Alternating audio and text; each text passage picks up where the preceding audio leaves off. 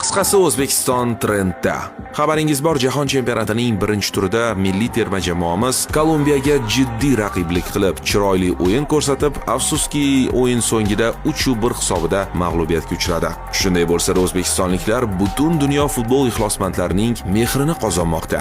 Birinchidan mana shu yosh muxlis sabab.